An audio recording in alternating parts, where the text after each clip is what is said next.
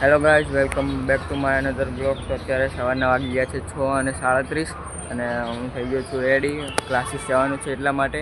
અને આજે છે શ્રાવણ મહિનાનો ત્રીજો સોમવાર. તો આપણે આજે પણ શિવજીના દર્શન કરવા માટે જઈશું. તો આપણે શિવજીના 4 સોમવારની, શ્રાવણ મહિનાના 4 સોમવારની સિરીઝ જે બનાવી છે, જેમાં 2 બ્લોગ આવી ગયા છે અને એક બ્લોગ બી આજે તમે જોઈ રહ્યા છો અને એક બ્લોગ હજુ આવશે. તો આગળના જે વિડીયોમાં જેવી રીતના તમે સપોર્ટ કરે એવી રીતના જ સપોર્ટ કરતા રહેજો. અત્યારે અહીંયા ચા ઉકળી રહી છે, તો આપણે ચા પીને પછી જઈએ ક્લાસીસ, અને ક્લાસીસથી આવીને પછી પાછા મળીએ. તો સ્ટે કન્ટિન્યુ. તો હવે હું આવી ગયો છું ક્લાસીસથી ઘરે અને ફ્રેશ થઈ પાણી પી લીધું છે. અને અહીંયા થઈ રહ્યું છે પોતું. તો તમને ખબર છે આ તો અંદર જોવા મળશે ને, પોતું કરેલા મંદિર જઈએ તો શું થાય તો તમને ખબર જ છે. તો આપણે જઈશું હવે સાંજે શિવજીના દર્શન કરવા માટે. તો જોડાયેલા રહેજો બ્લોગમાં. તો શિવજીના દર્શન તમને બતાવશું. ઘરના શિવજીની આપણે પૂજા થઈ ગઈ છે, તો તમને બતાવશું એ આપણા ઘરના શિવજીની. તો આ વખતે મસ્ત બીલીપત્રથી પૂજા કરી છે.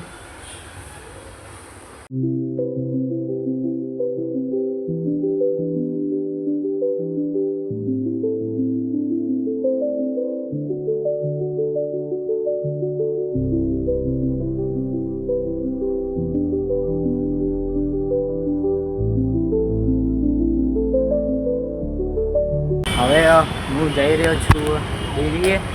ભૂખ લાગી હતી એટલા માટે, અને જોડે દૂધ લાવવાનું છે કારણ કે આપણે બનાવવાનો છે મિલ્કશેક. તો હવે આપણે ડેરીએ પહોંચી ગયા છીએ અને હવે આપણે લઈએ દૂધ. થોડી મસ્તી કરીએ કાકાની. તો 3 ગોલ્ડ આપી દો, આપણા ઝોલામાં મૂકી દેજો. અને એક આપજો 10 રૂપિયા કે સેવ મમરે તીખે બાલાજી કે. તો આવી રીતના અમારે હિન્દી ગુજરાતી મિક્સ ચાલતું રહે. 10 વાળા તો સેવ મમરા હે નહીં, તો 5 વાળા એક સેવ મમરા મળ્યા હે. તો એક કામ કરો, 5 વાળું નૂડલ્સ આપી દો. તો 5 વાળું નૂડલ્સ લઈ જઈએ અને લઈ જઈએ છે દૂધ. તો મિલ્કશેક બનાવશું ઘરે. તો ડેરીએથી પાછા આવી ગયા છીએ પડીકા લઈને અને દૂધ લઈને. આમ તો જનરલી હું પડીકા ઓછા જ ખાઉં છું, ખાતો નથી, પણ આ તો શું થોડું ઘણું જમવાની વાર હોય તો ચાલ્યા કરે. અને જોડે બનાવશું આપણે મિલ્કશેક મસ્ત મસ્ત. હવે મિલ્કશેકની તૈયારી થઈ ગઈ છે અને જાર નીકળ્યો છે. આમ તો જનરલી નીકળતો નહીં, મિલ્કશેક બનાવવાનો ત્યારે જ નીકળે. અને અહીંયા છે ન્યુટેલા અને આલમંડ્સ.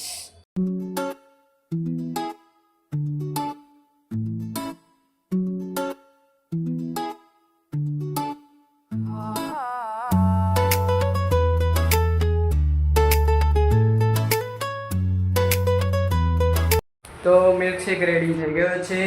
તો let's enjoy the milkshake. Milkshake પી અને નાસ્તો કરી લઈએ અને સાંજે દર્શન કરવા જઈશું આપણે.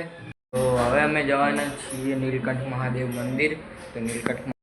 તો હવે આપણે પહોંચી ગયા છીએ નીલકંઠ મહાદેવ મંદિર. અંદર જઈએ અને દર્શન કરીએ. અને ઉપર જોઈ શકો છો તમે શિવલિંગ.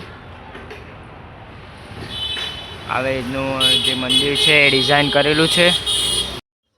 તો અહીંયા સૌપ્રથમ એન્ટ્રીમાં જ છે શ્રી હનુમાનજી મહારાજનું મંદિર.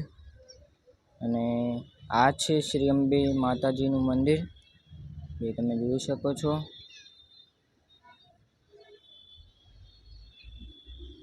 અને આ છે શ્રી નીલકંઠ મહાદેવજીનું મંદિર. અને તમે જોઈ શકો છો શિવજીનું કેવી રીતના સજાવટ કરી છે.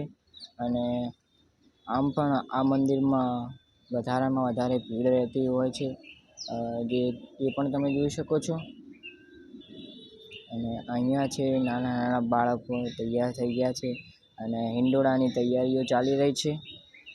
આ છે શ્રી કાનાજીનું મંદિર. ગણપતિ દાદાનું મંદિર છે આ. આ છે શ્રી શનિદેવનું મંદિર. અને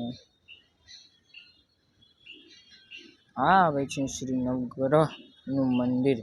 આમાં બધા જ 9 ગ્રહો ની મૂર્તિ અને તેમના નામ સાથેનું જે બનાવવામાં આવેલું છે સરસ રીતના. તો હવે આપણે આવી ગયા છીએ શ્રી સાંઈ બાબાના મંદિરે. શ્રદ્ધા સબકા માલિક એક. અને સાંઈબાબાની મૂર્તિ તમે જોઈ શકો છો. શું સરસ સજાવટ છે અને મસ્ત રીતના હાર પહેરાયેલા છે અહીંયા. અને આ છે શ્રી રાધાકૃષ્ણ મંદિર. તેની બાજુમાં જ છે શ્રી સીતારામજીનું મંદિર. અને અહીંયા હિંડોળાના દર્શન ખુલી ગયા છે, તો તમે હિંડોળાના દર્શન કરી શકો છો. રસ્તામાં મમ્મીને શાક લેવાનું હતું, તો આપણે શાક માર્કેટ અહીંયા ઊભા રહ્યા છીએ. મમ્મી ગયા છે શાક લેવા અને હું અહીંયા બેઠો છું પુલ ઉપર અને જોઈ લો સાધનો જઈ રહ્યા છે. તો મમ્મી શાક લઈને આવે પછી ફટાફટ ઘરે પહોંચી અને આપણે ઘરે જઈને મળીએ. તો આપણે આવી ગયા છીએ શિવજીના દર્શન કરીને ઘરે, અને અહીંયા જ શ્રાવણ માસના 3જા સોમવારના શિવજીના દર્શન પૂરા થાય છે. અને એક વાત જણાવી દઉં તમને કે ઘણા લોકોના સજેશન આવ્યા છે કે મારે ડેલી બ્લોગ નાખવા જોઈએ, તો તમે કમેન્ટમાં જણાવો કે મારે ડેલી બ્લોગ નાખવા જોઈએ કે નહીં. અને આજ માટે બસ આટલું જ. તો આપણે અહીંયા બ્લોગને એન્ડ કરીએ છીએ. તો વિડીયો ગમે તો લાઈક કરજો, શેર કરજો અને સબસ્ક્રાઈબ કરજો. અને આવી રીતના મળતા રહીશું. ત્યાં લગી બાય બાય.